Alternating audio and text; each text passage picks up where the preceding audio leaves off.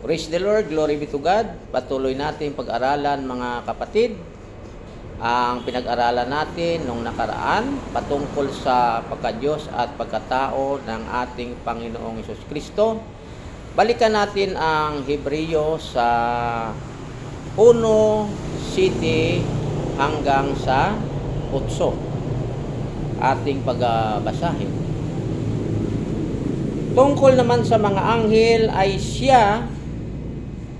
ay sinabi niya, ginawa niyang hangin ang kanyang mga anghel at ningas ng apoy ang kanyang mga lingkod. Ngunit tungkol sa anak ay sinabi niya, ang iyong trono o Diyos ay magpakailan paman, ikaw ay maghaharing may katarungan. Yan ang sabi sa banal na kasulatan. Diyos mismo ang nagpatutuo na ang kanyang anak na si Jesus Christ ay Diyos. Anong sabi niya? Sa iyong trono o Diyos. Ang sinabihan dito ng Ama, ang kanyang bugtong na anak na ating Panginoong Hesus. No, purihin natin ang Panginoon. Kasi, hindi pa ipinanganak si Kristo, no? Hindi pa ipinanganak ang ating Panginoon sa laman ni Maria. Itong ama at ang anak ay magkasama na, no? Ano ang ating patunay sa banal na kasulatan na itong ama at ang anak ay magkasama na, no? Wala pa ang sanlibutan, ang ama at ang anak ay magkasama na. Okay, no? Ating basahin dito sa banal na kasulatan sa Juan 17:4, no? 17:4 hanggang sa 5. Itong atin pagbabasahin. Inihayag ko rito sa lupa ang iyong karangalan. Natapos ko na ang ipinagawa mo sa akin. Kaya Ama, ipagkaloob mo sa akin ngayon ang karangalang taglay ko sa piling mo bago palikhain ang sanlibutan. Yan, no? Maliwanag sa banal na kasulatan na hindi pa nilikha ang sanlibutan, itong ama at ang anak ay magkasama na sila. Sapagkat sabi ng ating Panginoon sa binasa natin sa Juan sa 17:5, kaya Ama, ipagkaloob mo sa akin ngayon ang karangalang taglay ko sa piling mo bago pa likhain ang sanlibutan. Bago pa likhain ang sanlibutan, itong ama at ang anak ay magkasama na. Ngayon natin alamin sa banal na kasulatan sa paglikha ng sanlibutan kung nandyan ba ang ating Panginoon Hesus, no? At tingnan natin sa Genesis sa 1:26, no? Ang paglalang nila doon sa tao. Sabi dito, sa Genesis sa 1:26, pagkatapos likhain ang lahat ng ito, sinabi ng Diyos, ngayon, lalangin natin ang tao. Ating gagawin siyang kalarawan natin. Siya ang mamahala sa mga isda, mga ibon, at lahat ng hayop, maging maamo o mailap, malaki o maliit. Yan, no? Sabi ng Diyos, likhain natin ang tao. Yan, no? Sa kalarawan natin, purihin natin ang Panginoon. Praise God. Sa paglikha ng Diyos ng sanlibutan, sa paglikha niya ng tao, mayroon siyang kasama. Sino ang kasama ng Diyos Ama? Sa paglikha ng sanlibutan at sa mga tao, ang kanyang kasama ang kanyang anak. Kasi sa binasa natin kanina, sa Juan 17:4 hanggang 5, bago palikhain ang sanlibutan, no? Ang ama at ang anak magkasama na sila. Purihin natin ang Panginoon. Kung sa anong sabi, Pagkatapos likhain ang lahat ng ito, sinabi ng Diyos, ngayon lalangin natin ang tao, ating gagawin siyang kalarawan natin. Yan. Ano? Ating likhain siya, kalarawan natin. Yan, kalarawan. Ngayon, sino ang kalarawan ng Diyos?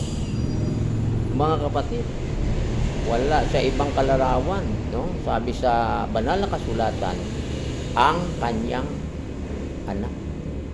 Ang kalarawan ng Diyos Ama, ang kanyang anak. Bago tayo manging kalarawan ng Diyos. Kasi sabi, likhain natin ang tao sa kalarawan natin. Purihin natin ang Panginoon. Praise God.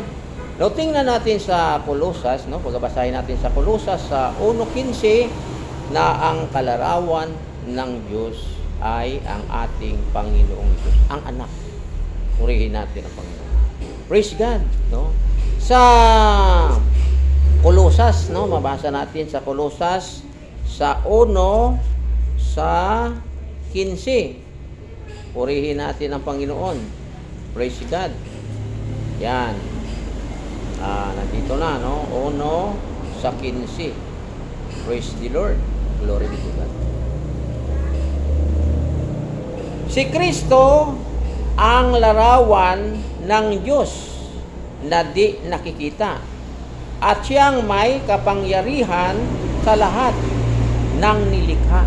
Yan. Kaya pagsabi ng Diyos, lalangin natin ang tao sa kalarawan natin, ang kasama ng Diyos Ama dito, ang kanyang bugtong na anak.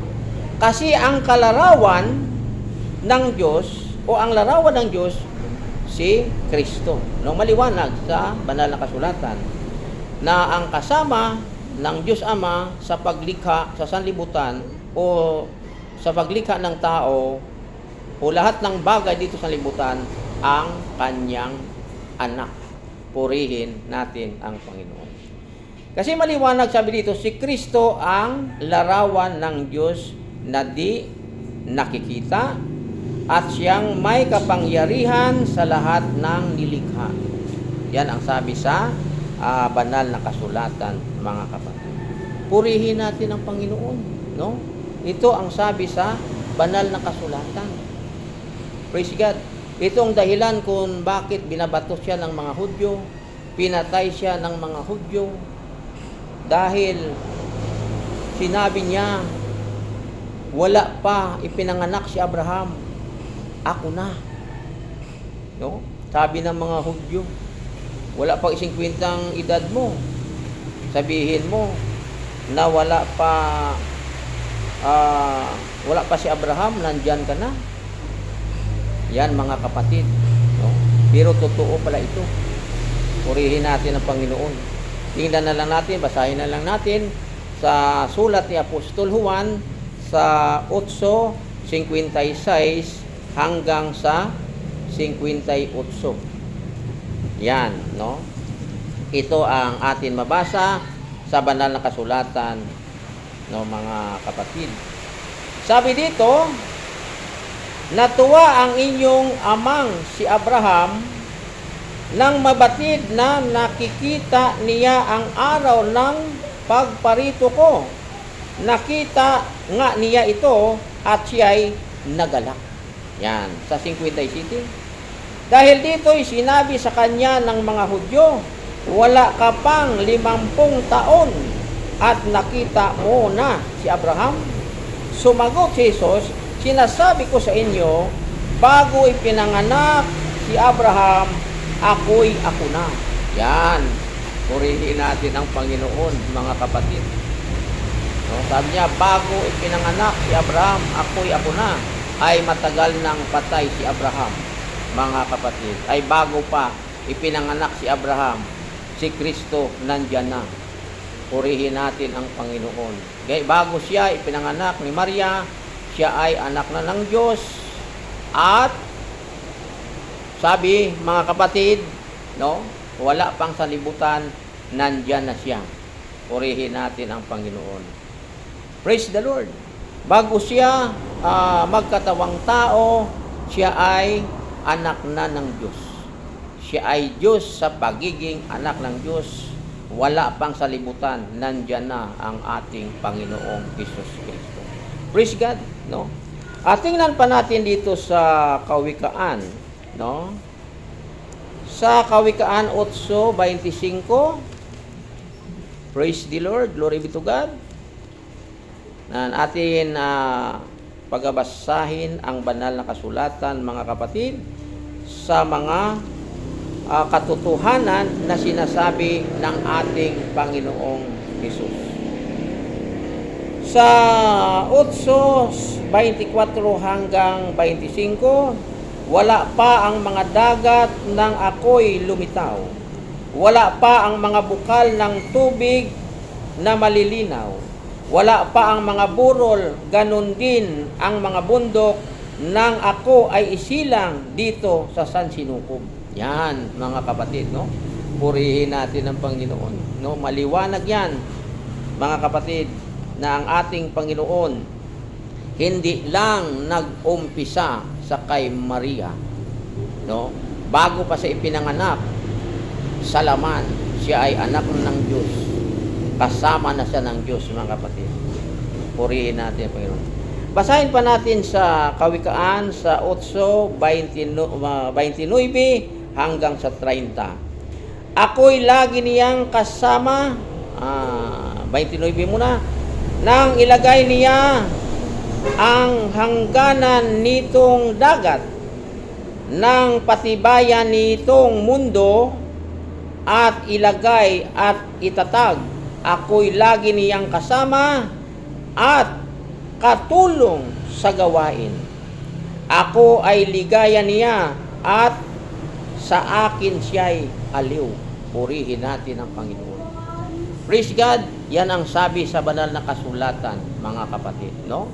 Ang mga katotohanan patungkol sa pagka-Diyos at pagkatao ng ating Panginoon bago siya nanging tao, bago siya ipananganak sa laman, siya ay anak na ng Diyos. Siya ay Diyos sa pagiging anak ng Diyos. Purihin natin ang Panginoon, no? Dugtungan pa natin ito, mga kapatid, sa sunod natin na pag-aaral ng mga salita ng Diyos. Purihin ang Diyos magpapala sa ating lahat. Praise the Lord, glory be to God.